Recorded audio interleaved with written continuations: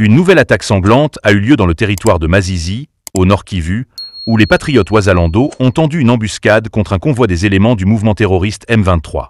L'affrontement, qui s'est déroulé dans la matinée, a laissé derrière lui un lourd bilan humain. Selon des sources locales, l'embuscade a été soigneusement planifiée par les patriotes Wazalando, un mouvement de résistance civile composé principalement de jeunes volontaires armés déterminés à défendre leur territoire contre l'occupation du M23. Le convoi des combattants du M23, qui se dirigeait vers une position stratégique près de Masisi, a été intercepté dans une zone dense et difficile d'accès. Les patriotes Wazalando ont utilisé des techniques de guerre de guérilla, prenant les éléments du M23 par surprise.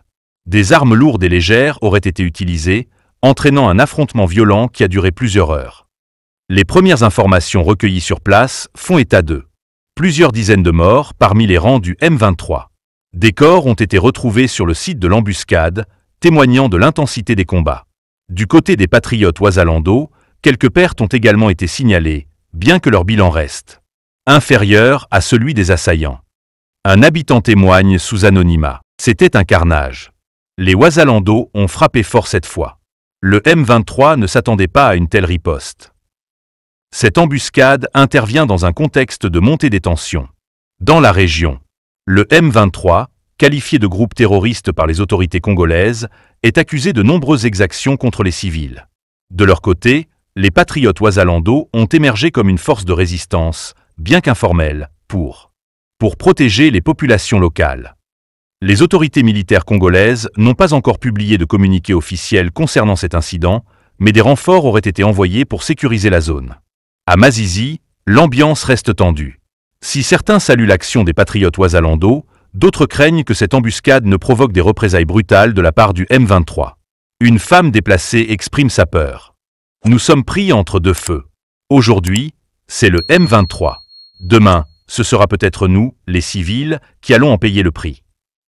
Face à cette recrudescence de la violence, les organisations de défense des droits de l'homme appellent la communauté internationale à agir rapidement pour résoudre cette crise sécuritaire. La situation humanitaire dans le Nord Kivu continue de se détériorer, avec des milliers de familles déplacées et privées d'accès aux services de base. L'embuscade de Masisi marque un tournant dans la lutte contre le M23 et soulève des questions sur la capacité des autorités congolaises à rétablir la paix dans cette région meurtrie par des décennies de conflits armés.